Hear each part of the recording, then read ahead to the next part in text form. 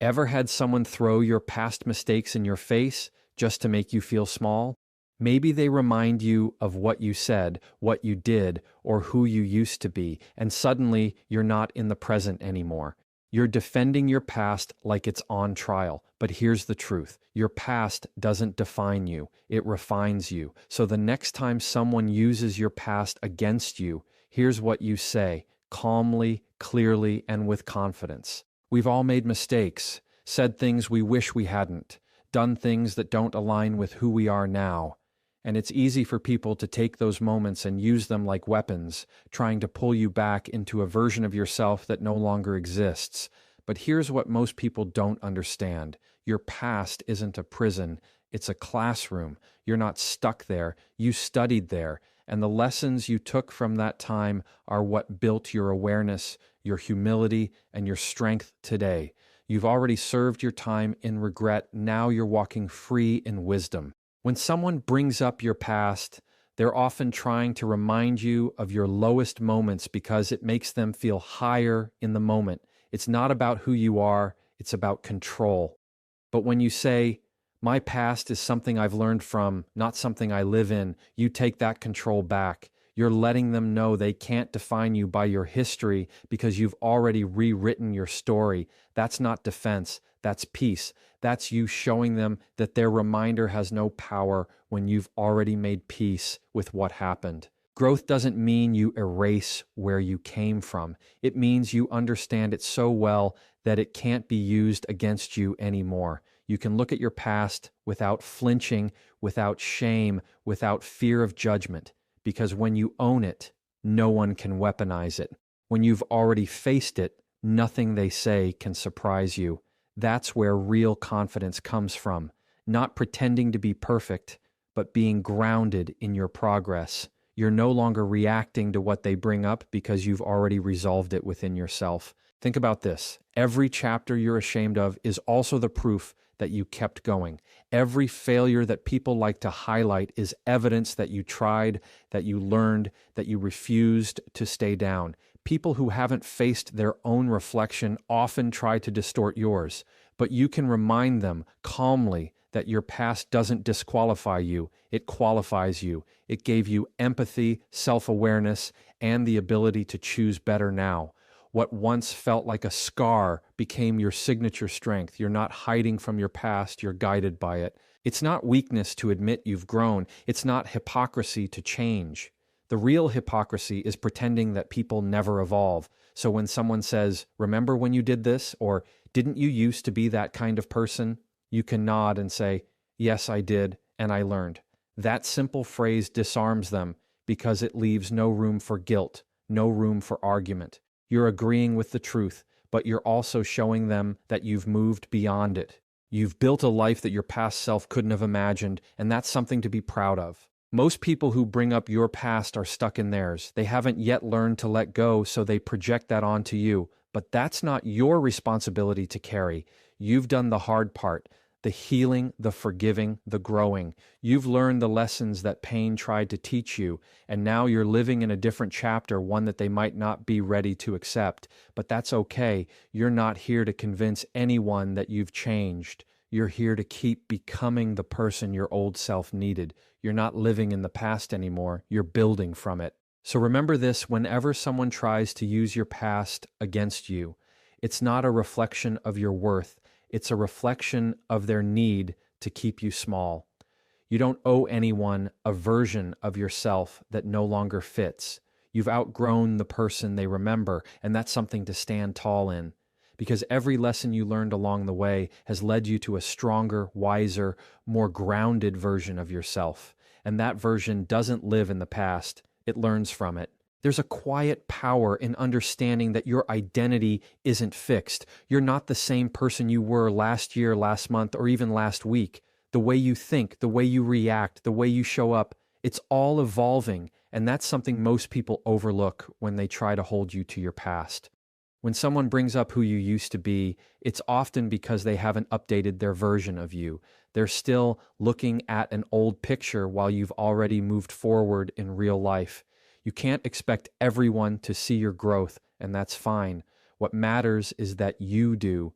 that you stay focused on the direction you're going instead of the shadows behind you. Saying, "You're talking about who I was. I'm focused on who I'm becoming," is more than just words.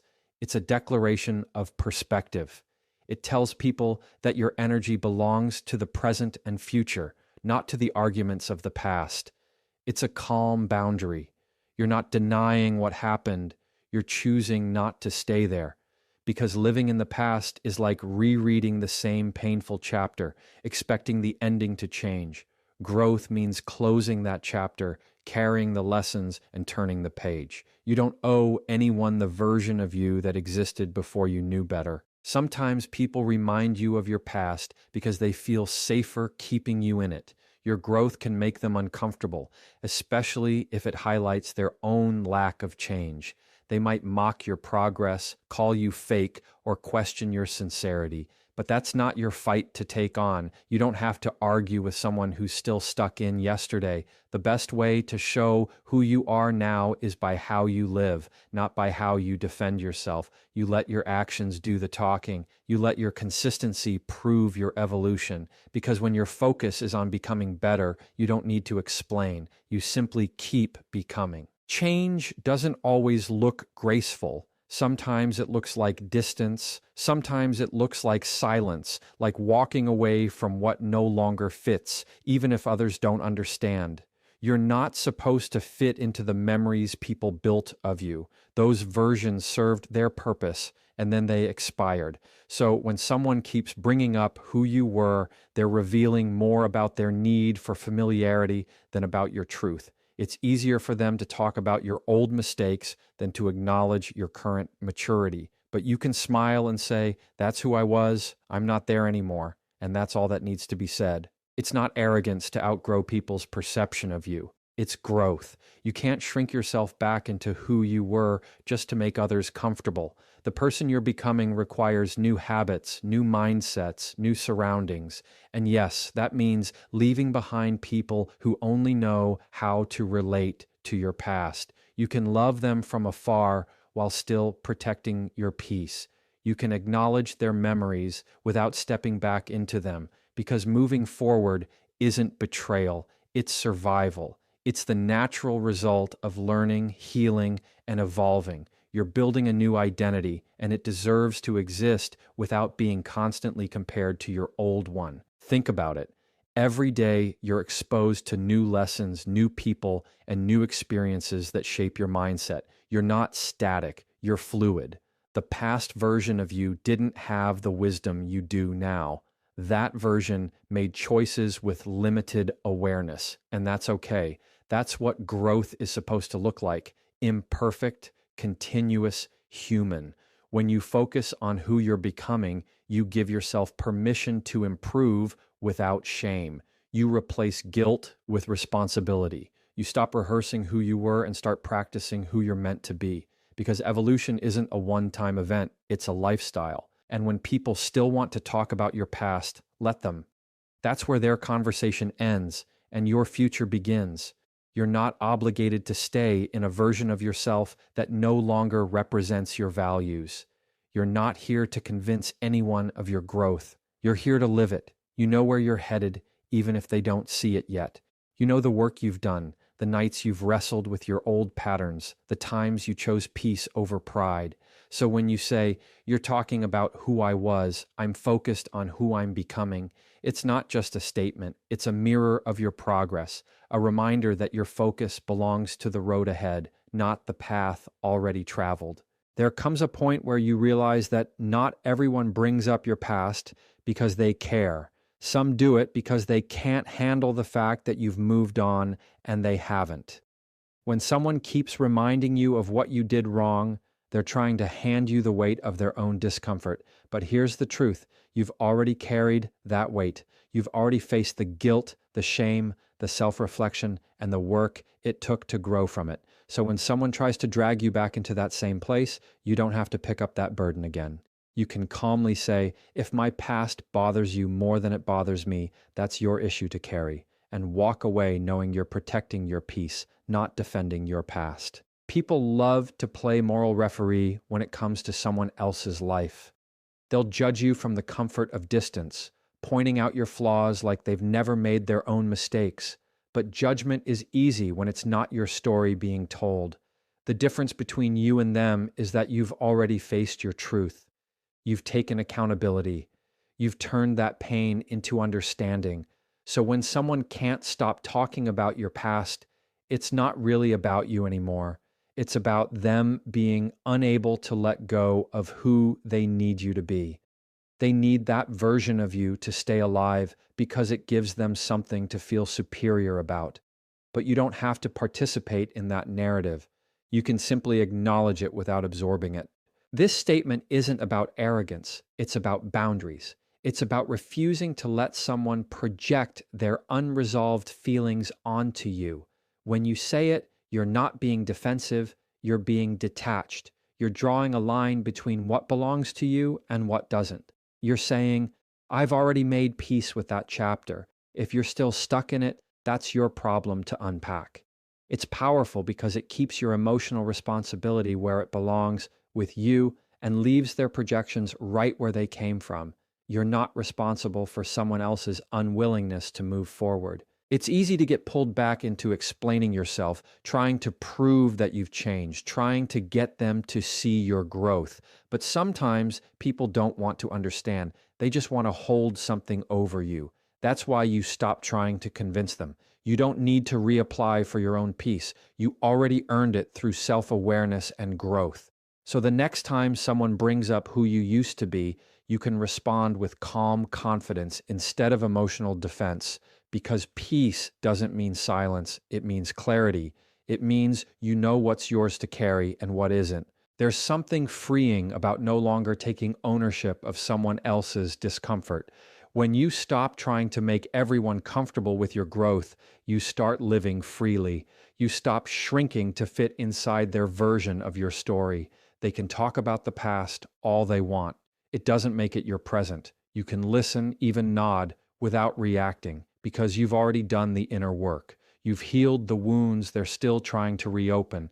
And if they can't handle that peace, that's their own reflection to deal with. You've spent enough time apologizing for being human. Now you're just focused on being honest and evolving.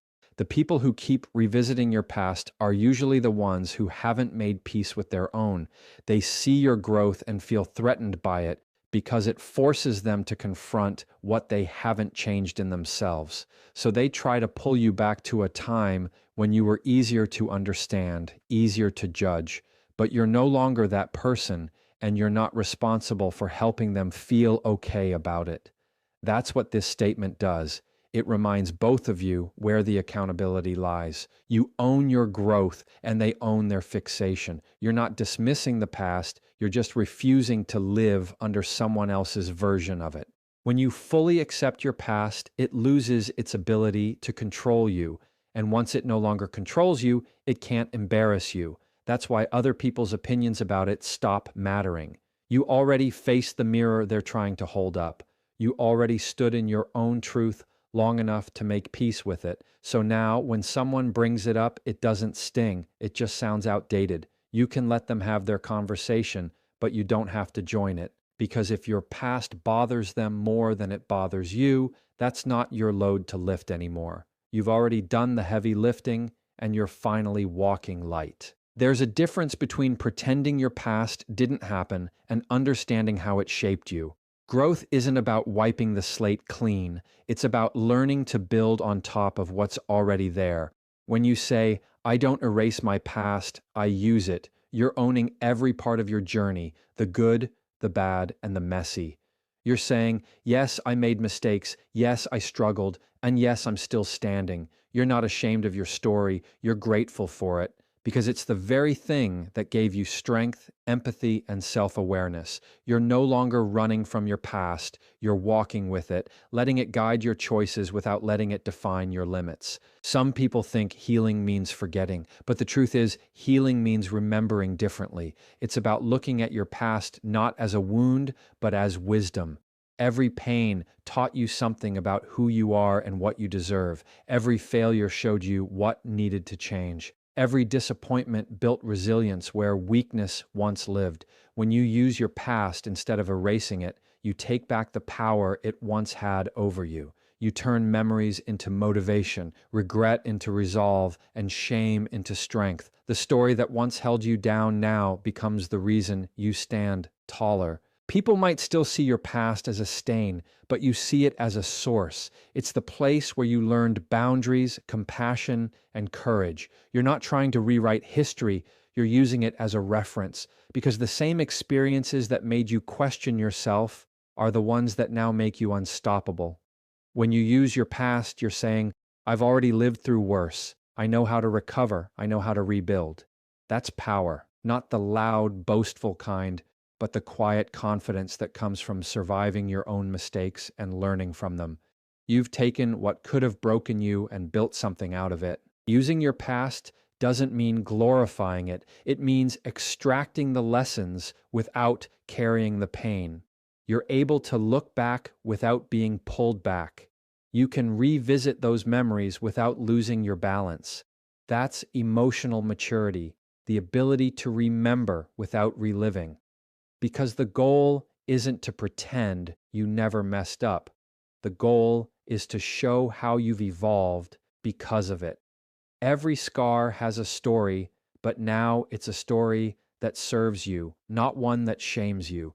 You've learned how to turn reflection into progress, and that's something no one can take from you. The moment you stop trying to erase your past, you stop giving it power over you, because what you hide owns you, but what you face frees you.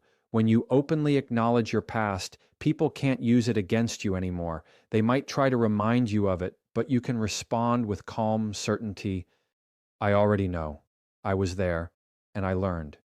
You take away their ability to weaponize your past by transforming it into wisdom. You're showing them that the same story they want to shame you with is the reason you've grown into someone stronger and more grounded. That's what it means to use your past. It becomes your foundation, not your cage. You see, your past isn't something to hide in the dark corners of your memory. It's a blueprint. It shows you what patterns to avoid, what habits to break, and what values to hold on to. Every experience, even the painful ones, gave you insight you couldn't have gained any other way. You know what it's like to fall and get back up. You know what it's like to lose and rebuild. And that understanding makes you dangerous in the best way, because nothing can catch you off guard anymore. You've already seen what happens when you ignore your lessons. Now you use them to move differently, to live intentionally, to rise with purpose. So when people expect you to be ashamed of your past, you don't hide it, you own it. You wear it as proof that growth is real and possible. You show that you're not trying to delete your history because your history is the reason you have wisdom. You don't erase it because it's your teacher, your reminder, your fuel. Every version of you, even the broken, uncertain, or unpolished ones, played a part